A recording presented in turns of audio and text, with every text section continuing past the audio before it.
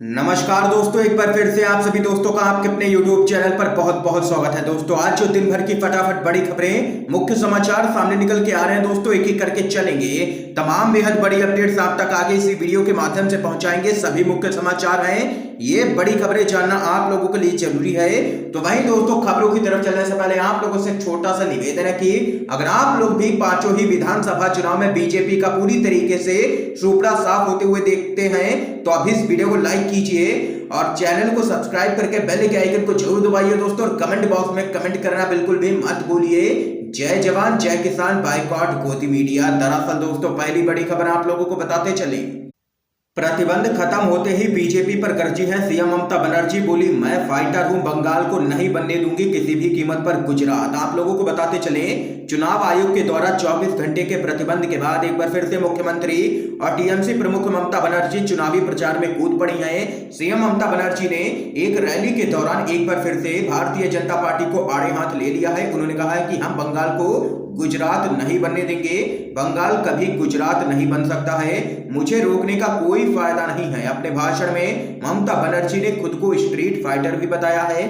तो वहीं आप लोगों को बताते चले, चुनावी रैली के दौरान सीएम ममता बनर्जी ने बीजेपी और यहां पर चुनाव आयोग पर जबरदस्त तरीके से हमला बोला है। अपने भाषण में उन्होंने बीजेपी के गुजरात मॉडल की यहां पर धज्जियां उड़ाई हैं पूरी तरीके से। आप लोगों को बताते चले, उन्होंने आगे कहा है कि बीजेपी को बता देना चाहती हूं कि तुम्हारे पास पैसा है और सभी जांच एजेंसियां हैं, लेकिन इसके बाद भी बीजेपी ये लड़ाई हार चुकी है क्योंकि मैं फाइटर हूं और जनता मेरे साथ है। ये यहां पर दोस्तों देख सकते हैं कि प्रतिबंध खत्म होते ही बीजेपी पर बरसी है सीएम ममता बनर्जी। एक और बड़ी खबर आप लोगों को बताते चले, वोट मांगने आए मुख्यमंत्री शिवराज का व्यापारियों ने किया है जबरदस्त विरोध। पूछा आपकी रैलियों से कोरोना नहीं होता है क्या? आप लोगों को बताते चले, जिस तरह से देश में कोरोना का प्रकोप एक बार फिर से जानलेवा होता जा रहा है दिन पर दिन, और हमारे नेता सारी जिम्मेवारियों को छोड़ करके चुनावी प्रचार में लगे हुए हैं, उससे जनता का आक्रोश यहां पर बढ़ता हुआ नजर आ रहा है। इसी जन आक्रोश का शिकार मध्य प्रदेश के सीएम शिवराज सिंह चौहान हो गए हैं। दरअसल सीएम शिवराज दमोह में होने वाले विधानसभा उपचुनाव के लिए प्रचार करने गए थे। यहां पर व्यापारियों ने उनका जबरदस्त तरीके से विरोध किया है। सीएम शिवराज की चुनावी सभा में व्यापारियों ने तख्तियां लहरा करके सवाल पूछा है कि क्या चुनावी रैलियों की भीड़ पर कोरोना के नियम लागू नहीं होते हैं? आप लोगों को बताते चले, कई व्यापारिक संगठनों ने चुनाव बहिष्कार के ऐलान के साथ यहां पर सरकार के विरोध में तख्तियां लहराई हैं और नारेबाजी की है। इन तख्तियों पर लिखा है, शादी विवाह में है रोना, चुनाव में नहीं है कोरोना, पेट पर पड़ रही है मार, हम करेंगे चुनाव का बहिष्कार। देख सकते हैं लगातार यहां पर बीजेपी की फजियत हो रही है क्योंकि प्रधानमंत्री से लेकर के गृह मंत्री अमित शाह और कई बीजेपी शासित राज्यों के मुख्यमंत्री चुनावी प्रचार में व्यस्त हैं। तो वहीं दूसरी तरफ देश भर में कोरोना दिन पर दिन भयानक रूप लेता जा रहा है, उसकी तरफ प्रधानमंत्री का कोई भी ध्यान नहीं है। अगली बड़ी खबर आप लोगों को बताते चले, चुनाव आयोग पर भड़के हैं आम आदमी पार्टी के सांसद संजय सिंह। बोले चुनाव आयोग को भाजपा आयोग बनते देख टीएन शेषन की आत्मा रो रही होगी। आप लोगों को बताते चले, पश्चिम बंगाल में हो रहा है विधानसभा चुनाव अब दो राजनीतिक दलों के बीच की लड़ाई बन चुका है, जिसे जीतने के लिए दोनों ही राजनीतिक दल एक दूसरे को लगातार घेर रहे हैं। तो वहीं आप लोगों को बताते चले, चुनाव आयोग की तरफ से मुख्यमंत्री ममता बनर्जी पर 24 घंटे के लिए चुनाव प्रचार करने पर रोक लगा दी थी। तो वहीं अब इस पूरे मामले पर विपक्ष एकजुट नजर आ रहा है। Congress party, RJD, Samajwadi party से लेकर के शिवसेना और अब यहां पर आप लोगों को बताते चले आम आदमी पार्टी भी ममता बनर्जी के समर्थन में उतर आई है। आप लोगों को बताते चले, ममता बनर्जी का समर्थन किया है आम आदमी पार्टी के राज्यसभा सांसद संजय सिंह ने। उन्होंने कहा है कि चुनाव आयोग भाजपा आयोग बन चुका है, चुनाव आयोग को अपना दफ्तर भाजपा कार्यालय में खोल लेना चाहिए। चुनाव आयोग का ऐसा भाजपाईकरण देख करके टीएन शेषन जी की आत्मा रो रही होगी। दरअसल दोस्तों इससे पहले भी चुनाव आयोग पर भाजपा के साथ यहां पर साठगांठ के आरोप लग चुके हैं। विपक्षी दलों के द्वारा चुनाव आयोग की निष्पक्षता पर सवाल लगातार उठाए जाते रहे हैं और इस पूरे मामले में एक बार फिर से चुनाव आयोग की हो चुकी है पूरी ही तरीके से फजीहत। एक और बड़ी खबर आप लोगों को बताते चलें, ये कुंभ मेला नहीं, कोरोना का एटम बम है। कौन होगा विस्फोट का जिम्मेदार? बॉलीवुड के डायरेक्टर ने उठाए हैं सवाल। आप लोगों को बताते चलें, उत्तराखंड के हरिद्वार में चल रहे महाकुंभ मेले में उमड़ी भीड़ को लेकर के सोशल मीडिया पर लगातार कई सवाल खड़े हो रहे हैं और एक वर्ग खूब आलोचना कर रहा है। कोरोना वायरस के बढ़ते संक्रमण के बीच कोविड नियमों को ताक पर रख करके लोग शाही स्नान कर रहे हैं। मेले की तस्वीरें सोशल मीडिया पर खूब वायरल हैं और लोग कई सवाल खड़े कर रहे हैं क्योंकि देश भर में कोरोना की दूसरी लहर ने तांडव मचाया हुआ है।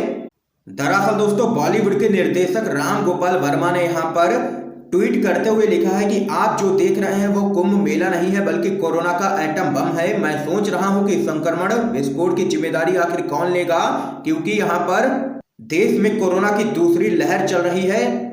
और वहीं सोशल मीडिया पर भी कई लोग यहां पर सवाल खड़े कर रहे हैं और पूछ रहे हैं कि तबलीगी जमात को कोसने वाली गोदी मीडिया और बीजेपी आज कुंभ स्नान पर आखिर खामोश क्यों है। दोस्तों, अगली बड़ी खबर आप लोगों को बताते चलें, एमएसएमई बोर्ड में भर दिए गए भाजपाई पूर्व विधायक और आरएसएस से जुड़े लोगों को मिले पद। आप लोगों को बताते चलें, हाल ही में घोषित micro small and medium enterprises board के सदस्यों की सूची में अधिकतर आरएसएस और बीजेपी से जुड़े लोगों को जगह दिए जाने का मामला यहां पर तूल पकड़ता नजर आ रहा है। आप लोगों को बताते चलें, यह बोर्ड नीति निर्धारण में अहम भूमिका अदा करता है। इस बोर्ड में 26 आधिकारिक सदस्य होते हैं जबकि 20 अन्य उद्योग जगत का प्रतिनिधित्व करते हैं। नई लिस्ट में भाजपा के कई पदाधिकारी, पार्टी के पूर्व विधायक और आरएसएस से जुड़े सदस्य शामिल हैं। तो यहाँ पर दोस्तों देख सकते हैं कि एमएसएमई बोर्ड में भर दिए गए हैं सभी भाजपाई पूर्व विधायक और आरएसएस से जुड़े हुए लोग, जिसके बाद अब यहाँ पर कई सवाल खड़े हो रहे हैं इस पूरे मामले के सामने आने के बाद। अगली बड़ी अपडेट की तरफ चलते हैं। एक दिन में 904 मौतें, देश को अपने हाल पर छोड़ करके प्रधानमंत्री गृह मंत्री बंगाल में लगातार रैलियां कर रहे हैं। आप लोगों को बताते चलें, ओडिशा के 900 वैक्सीन सेंटर पर ताला लटक गया है। महाराष्ट्र, झारखंड, यूपी, राजस्थान में वैक्सीन खत्म होने की खबरें हैं। महाराष्ट्र, गुजरात, मध्य प्रदेश के अस्पतालों में रेमडेसिविर इंजेक्शन नहीं है। पिछले 6 महीने में सरकार ने इसके 11 लाख डोज यहां पर 100 देशों को निर्यात कर दिए। देश भर में लाखों लोग बीमार हैं। एक्टिव केसों की संख्या 12 लाख के पार पहुंच गई है। लोगों को अस्पताल में बिस्तर नहीं मिल पा रहे हैं। लखनऊ, मुंबई, इलाहाबाद जैसे शहरों में हाहाकार की हालत है। जरूरी दवाई नहीं मिल पा रही है लोगों को। जो मर जा रहे हैं उनके अंतिम संस्कार के लिए लाइन लग रही है। तो वहीं अहमदाबाद, सूरत और बड़ोदरा में ऐसे ही हालात हैं। महाराष्ट्र, गुजरात, मध्य प्रदेश में रेमडेसिविर की 1 हफ्ते से कमी चल रही है। तो वहीं दोस्तों आप लोगों को बताते चलें, देश में 1,75,000 से भी ज्यादा कोरोना के केस सामने निकल के आए हैं। ऐसे में देश के प्रधानमंत्री मोदी को राष्ट्रीय उत्सव सूझ गया है। देश की जनता से उन्होंने कहा है कि टीका उत्सव मनाओ। 1 साल पहले जो हालत थी, देश आज भी वही है या कहें उससे भी बदतर स्थिति में है। केस बढ़ते ही पूरी व्यवस्था दब गई है। देश को अपने हालात पर छोड़ करके आज देश के प्रधानमंत्री बंगाल में चुनावी रैलियां करने में व्यस्त हैं। गृह मंत्री अमित शाह रोड शो करने में व्यस्त हैं। तो वहीं चुनाव जीत लेने और हर राज्य पर कब्जा कर लेने की हवस आपराधिक स्तर पर पहुंच गई है। यूपी वाले महापुरुष पंचायत चुनाव करवा रहे हैं। प्रधानमंत्री और सरकार को देश कब्जाने और सत्ता लूटने से फुर्सत ही नहीं है। जनता को भगवान भरोसे छोड़ दिया गया है। सत्ता चुनाव जीतने में मगन है। विपक्ष बिना कोरोना संक्रमण के मर गया है। लुटेरे लूटने में मशगूल है।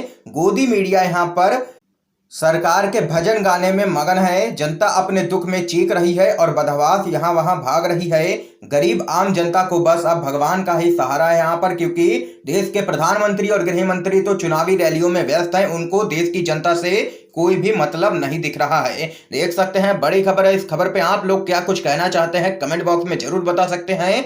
अगली बड़ी अपडेट की तरफ चलते हैं। जान बचाना जरूरी है, चुनाव नहीं। बीजेपी के सांसद कौशल किशोर ने की है पंचायत चुनाव टालने की अपील। जी हां दोस्तों, उत्तर प्रदेश की राजधानी लखनऊ में कोरोना महामारी से त्राही त्राही मची है। हालात इतने ज्यादा बदतर हो गए हैं कि अब उत्तर प्रदेश की योगी आदित्यनाथ सरकार के मंत्री और सांसद भी इसको लेकर के अलग अलग स्तरों पर आवाज उठाने लगे हैं। कोरोना के बीच पंचायत चुनाव कराने को लेकर के यूपी शासन को लगातार निशाने पर लिया जा रहा है। इस बीच राजधानी लखनऊ के मोहनलालगंज से बीजेपी के सांसद कौशल किशोर ने राज्य निर्वाचन आयोग से पंचायत चुनाव को 1 महीना आगे टालने की अपील की है। दरअसल कौशल किशोर ने कहा है कि लखनऊ में कोरोना कंट्रोल से बाहर है। कई हजार परिवार महामारी की चपेट में आकर के बुरी तरह से बर्बाद हो रहे हैं और वहीं ऐसे में चुनाव करवाना जरूरी नहीं है बल्कि लोगों की जान बचाना जरूरी है। ये यहाँ पर कहना है बीजेपी के ही सांसद कौशल किशोर का और यहाँ पर पंचायत चुनाव टालने की अपील की है। अगली बड़ी खबर की तरफ चलते हैं। गुजरात दंगा सुप्रीम कोर्ट में पीएम मोदी को क्लीन चिट देने के खिलाफ जाकिया जाफरी की याचिका पर सुनवाई टली है। सुप्रीम कोर्ट ने 2002 के दंगों में गुजरात के तत्कालीन मुख्यमंत्री नरेंद्र मोदी को विशेष दल यानी कि एसआईटी के द्वारा क्लीन चिट देने को चुनौती देने वाली कांग्रेस के दिवंगत सांसद एहसान जाफरी की पत्नी जाकिया जाफरी की याचिका पर सुनवाई यहां पर 2 हफ्तों के लिए स्थगित कर दी है। तो वहीं दोस्तों इस बीच अगली बड़ी खबर जान लेते हैं। महाराष्ट्र में नहीं लगेगा लॉकडाउन लेकिन लॉकडाउन जैसी ही होंगी सख्ती। कोरोना से निपटने के लिए सीएम उद्धव ठाकरे ने मांगी है सैन्य मदद। आप लोगों को बताते चले महाराष्ट्र कोरोना वायरस महामारी के सबसे भयानक रूप का सामना कर रहा है। यहां पर रोजाना संक्रमण के 50,000 से भी अधिक मामले सामने निकल के आ रहे हैं जबकि मृतकों की संख्या ने सभी पुराने रिकॉर्ड यहां पर तोड़ दिए हैं। तो वहीं सीएम उद्धव ठाकरे ने कहा है कि हम अपने हेल्थ केयर इंफ्रास्ट्रक्चर को लगातार अपग्रेड कर रहे हैं लेकिन मेडिकल ऑक्सीजन और बेड की कमी के चलते स्वास्थ्य सेवाएं दबाव में हैं। सीएम उद्धव ठाकरे ने महाराष्ट्र की जनता को संबोधित करते हुए कोरोना वायरस के खिलाफ पूर्ण लॉकडाउन जैसा सख्त कदम उठाने से इनकार किया है। हालांकि उन्होंने कहा है कि आज से यहां पर प्रदेश में बड़ी सभाओं पर प्रतिबंध होगा। तो वहीं सीएम उद्धव ठाकरे ने आगे कहा है कि मैं पीएम मोदी से अनुरोध करता हूं कि जरूरत पड़ने पर वायु सेना को हमारे पास ऑक्सीजन पहुंचाने के लिए कहें क्योंकि सड़क से इसके आयात पर समय लगेगा। कृपया सैन्य बलों की मदद का इस्तेमाल करें क्योंकि यह एक असाधारण स्थिति है।